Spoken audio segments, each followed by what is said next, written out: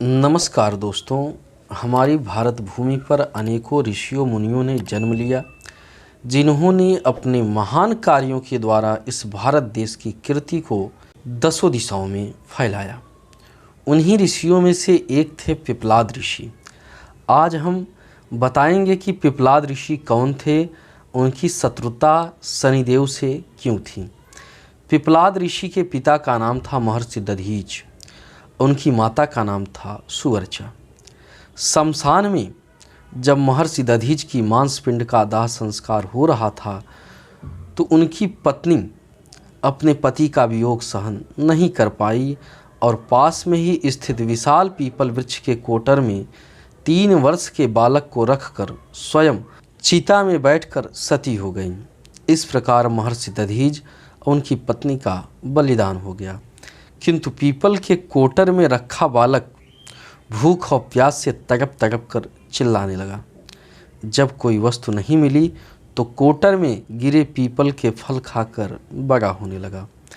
कालांतर में पीपल के पत्तों और फलों को खाकर बालक का जीवन एन केन प्रकारेण सुरक्षित रहा। एक दिन देवर्षि नारद वहाँ से गुजरे। नारद ने पीपल के कोटर में बालक को देखकर उसका परिचय पूछा। नारद जी ने पूछा, बालक तुम कौन हो? वह बालक बोला, यही तो मैं भी जानना चाहता हूँ। नारद जी ने पुनः पूछा, तुम्हारे जनक कौन है, अर्थात तुम्हारे पिता कौन है? बालक फिर बोला, यही तो मैं भी जानना चाहता हूँ। तब नारद ने ध्यान लगाकर देखा। नारद ने आश्चर्यचकित होकर बताया कि हे बालक, तुम महान दानी महर्षि दधीच के पुत्र हो। तुम्हारे पिता की अस्थियों का वज्र बनाकर देवताओं ने असुरों पर विजय पाई थी। नारद ने बताया कि तुम्हारे पिता दधीच की मृत्यु मात्र 31 वर्ष की आयु में हो गई थी। बच्चे ने नारद जी से पूछा, मेरे पिता की अकाल मृत्यु का कारण क्या था? नारद ने बताया, तुम्हारे पिता पर शनिदेव की महादशा थी। बालक ने पूछा, मेरे ऊपर आई विपत्ति का कारण क्या था? नारद ने कहा, शनि की महादशा। इतना बताकर देवर्षि नारद ने पीपल के पत्तों और गोदों को खाकर जीने वाले बालक का नाम पिप्पलाद रखा और उसे दीक्षित किया। नारद के जाने के बाद बालक पिप्पलाद ने नारद के बताए अनुसार ब्रह्मा जी की घोर तपस्या की, उन्हें प्रसन्न किया।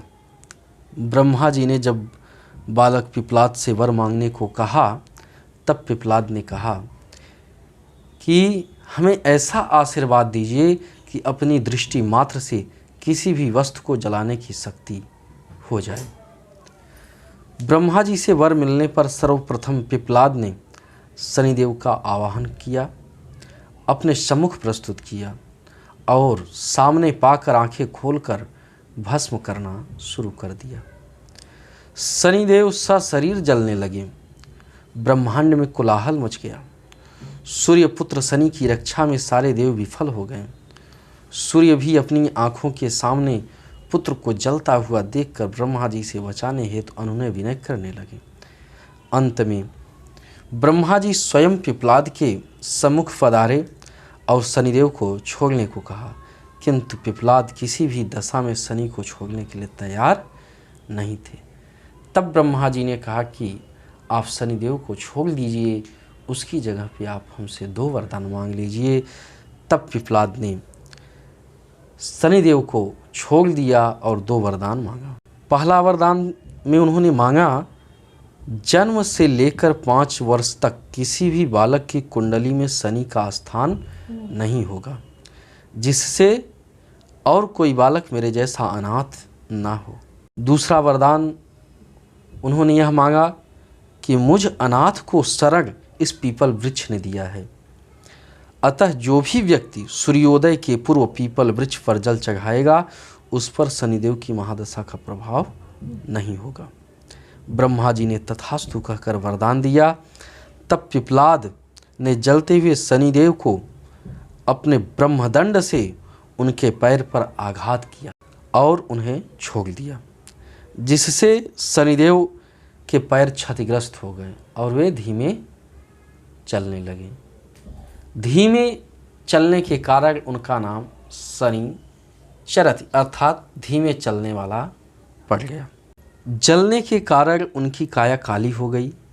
इसी कारण शनि की काली मूर्ति और पीपल वृक्ष की पूजा होती है। आगे चलकर पिप्लाद ने प्रश्न उपनिषद की रचना की, जो आज भी ज्ञान का भंडार है। प्रिय दोस्तों, यह कहानी आपको कैसी लगी कमेंट में ज़रूर बताना। सब्सक्राइब करना ना भूलना और घंटे वाला बटन ज़रूर दबाना।